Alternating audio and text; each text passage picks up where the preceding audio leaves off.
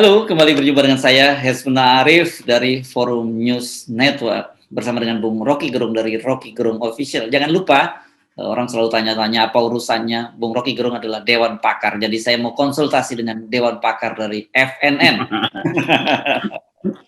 Nah, saya mau konsultasi dengan Anda kali ini, Bung Rocky, karena saya sendiri apa nih? saya jadi bingung karena ditanyain orang. Kemarin kan kita meributkan, orang bukan kita lah, publik meributkan ketika Presiden Jokowi hadir dalam pestanya Atta Halilintar di hotel, gitu ya.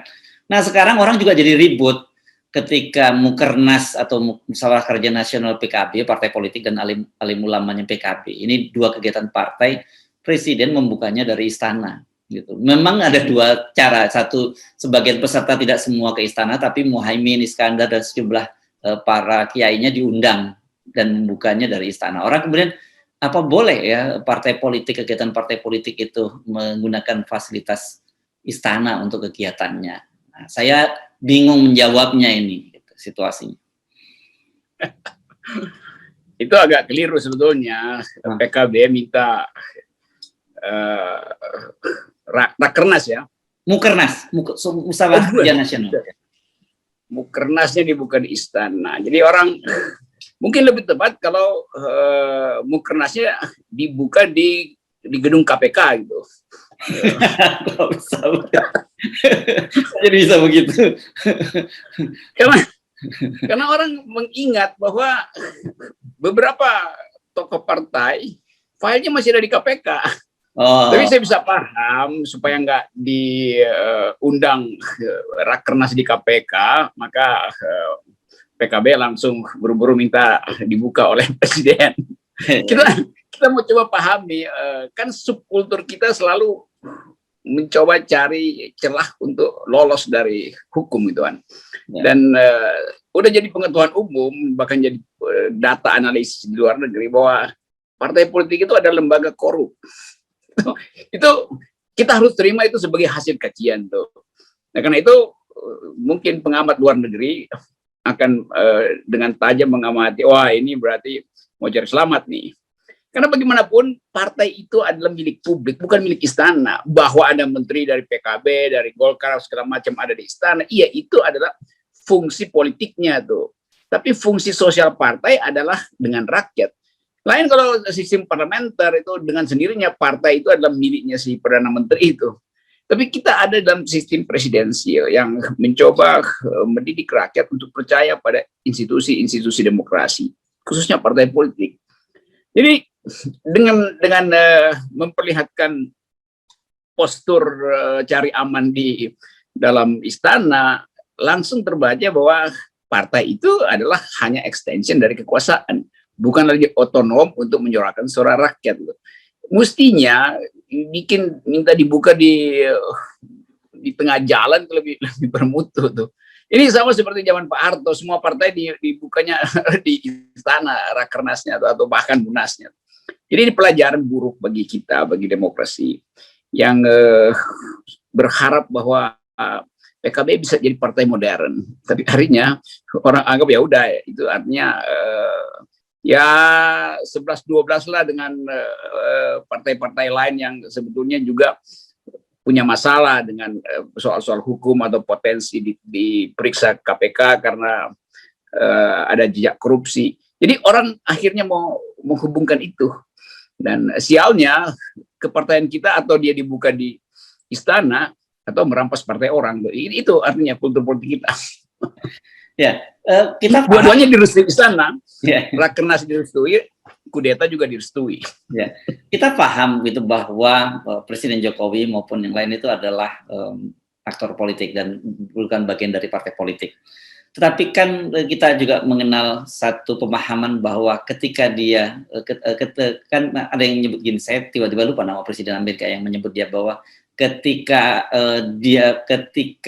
tugas negara dan loyalitas dia terhadap partai itu berhenti ketika kemudian loyalitas dia terhadap negara itu dimulai. Jadi artinya mestinya Pak Jokowi juga bisa memisahkan kegiatan itu karena ini negara demokrasi, beda dengan zaman Pak Harto. Kalau Pak Harto kan namanya juga Raja Jawa, suka-suka mau dibuka di mana aja.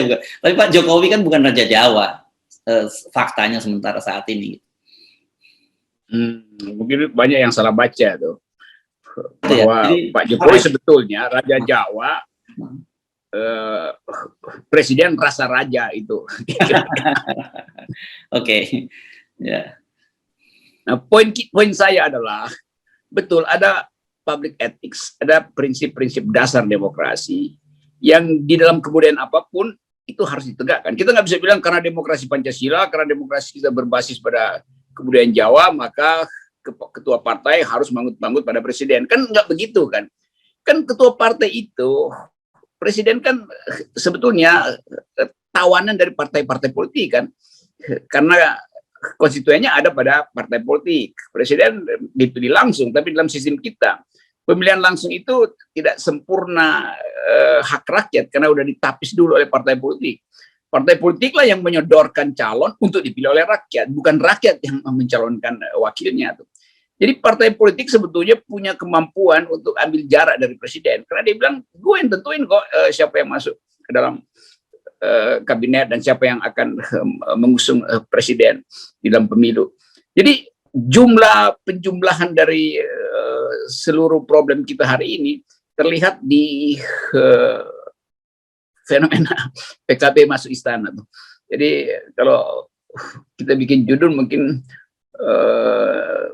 PKB mencari peluang di istana. Jadi mencari peluang itu langsung ketahuan. Mau ikut gerbong 3 periode itu pasti, itu nggak perlu diragukan. Tetapi kan PKB masih ada PR di KPK yang mungkin dalam 1-2 hari ini ada yang bocorin, oh lu mau disprindik lu, kan itu pergi cari selamat nih. Jadi sejauh itu publik berpikir tentang politik sekarang tuh. Ya mungkin aja PKB punya maksud yang baik bahwa sebagai pemimpin yang masih muda bertamu pada presiden, tetapi bukan itu yang lagi yang dilihat publik sekarang. Publik lihat itu ada semacam bukan, kalau istilah pelacuran nanti kita salah memakai pengertian itu, semacam penyelamatan muka atau penyelamatan ego atau penyelamatan rencana. Sebut aja penyelamatan rencana supaya presiden langsung tahu bahwa oh ini PKB akan mendukung dia di 3 periode nanti. Ya, oke. Tetapi di satu sisi kan sebenarnya kita melihat ada contrasting gitu antara publik dengan para pejabat pemerintah. Publik masih dengan jernih melihat persoalan-persoalan etik, misalnya ketika kemarin meributkan kehadiran Pak Jokowi pada pesta pernikahan, dan sekarang mereka juga mempertanyakan mengapa sebuah kegiatan partai politik dilakukan di istana. Tapi di satu sisi pemerintah dan pejabat kita menganggap itu soal yang biasa saja. Jadi di satu sisi kita sebenarnya bersyukur kesadaran itu masih terjaga, tetapi kita yang sedihnya bahwa kesadaran itu tidak terjaga di kalangan para pejabat kita. Itu sebetulnya tukar tambah di antara 2 kedangkalan. Si partai politik menjadi dangkal karena dia nggak punya lagi semacam pride untuk mengatakan bahwa kami partai politik, dan itu berarti kami menentukan nasib kami sendiri. Dan kedangkalan presiden yang menganggap bahwa dia butuh dukungan. Jadi ini tukar tambah kedangkalan aja sebetulnya, dan itu yang dipertontonkan pada publik.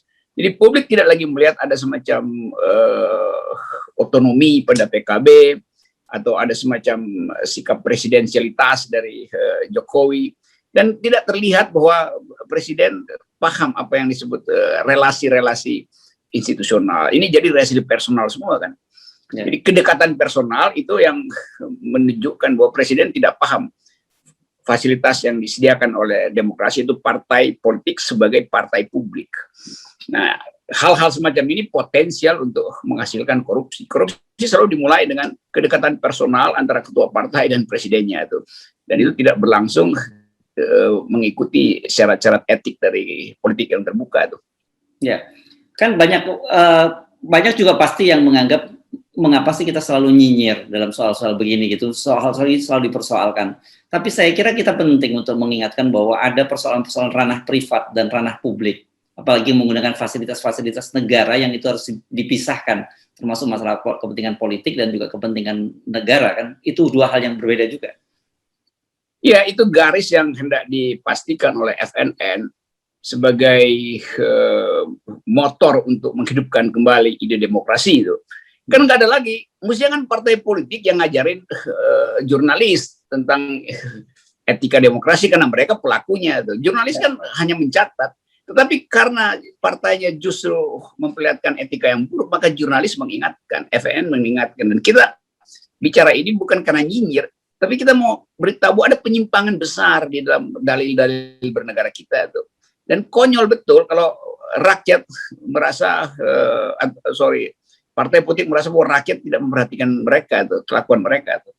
Semua pembicaraan di dalam partai politik itu bocornya pertama-tama ke jurnalis, dan jurnalis kadang-kala mesti tapis itu supaya nggak kena delik segala macam. Tetapi kejengkelan rakyat itu tahu, kalaupun bahasanya diubah sedikit agak rapi oleh jurnalis, rakyat tahu karena jurnalis hati-hati. Tetapi tidak mungkin diberitahu pada rakyat bahwa jurnalis berbohong, enggak. Rakyat mengerti bahwa jurnalis juga lagi siksa, tapi kebusukan itu tetap ditangkap oleh rakyat. Ya, karena soal-soal ini publik semakin bingung nih. Saya juga baru membaca berita, saya dikirim banyak orang, dan bahkan bukan hanya teman-teman di dalam negeri, tapi teman-teman di luar negeri juga mengechat saya karena mereka jadi bertanya-tanya. Ini ada satu berita yang sangat menarik, mungkin banyak orang sebel tapi juga lucu. Ini pernyataan dari Gubernur Kalimantan Timur. Jadi katanya disebutkan di media ini bahwa Pak Jokowi itu tidak perlu beribadah lagi tapi dijamin masuk surga. Ini kan luar biasa, ini udah levelnya kalau dalam bahasa agama sudah makrifat ini. Jadi orang yang nggak perlu ibadah dan dia bisa masuk surga. Cuman gara-gara karena Pak Jokowi berjasa memindahkan, merencanakan pemindahan ibu kota dari Jakarta ke Kalimantan Timur. Dan itu tidak pernah bisa dilakukan oleh Bung Karno, bahkan oleh Soeharto. Ini kan mulai yang begini ini membuat teman-teman jadi ada apa Hersu yang terjadi di negara kita. Mereka yang nun jauh di luar negeri bertanya-tanya pada saya, apa yang sedang terjadi, what's going on with our country, kan gitu. Yang di luar negeri pasti bingung karena prinsip-prinsip keterbukaan dan maksud itu nggak transparan. Tapi yang lebih lucu lagi, malaikat di pintu surga itu ketawa terbahak-bahak. Karena mereka anggap bahwa ibu kota itu bakal jadi kuburan massal, kuburan dari kegagalan negara. Karena disitulah segala macam kekonyolan akan diperlihatkan, kekonyolan di dalam AMDAL, kekonyolan dalam infrastruktur. Jadi setiap orang yang tahu tentang sejarah pemindahan ibu kota itu menganggap bahwa mungkin akan dibuat gorong-gorong lagi di kota ibu kota baru itu, tempat presiden mencitrakan diri bahwa dia sedang masuk surga, padahal sedang masuk gorong-gorong sebetulnya, kan itu bisa begitu nanti sinetronnya tuh. Jadi ada gorong-gorong baru di ibu kota baru, kira-kira begitu judulnya. Nah, malaikat pasti ketawa tuh, karena itu bukan surga tuh, itu gorong-gorong, dan gorong-gorong yang sangat besar itu. Ya. Saya percaya mudah-mudahan itu hanya bercanda saja, hanya hiperbola gitu, karena saking senangnya ibu kota dipindahkan ke wilayahnya. Tetapi sedikit kira-kira lah, jangan kemudian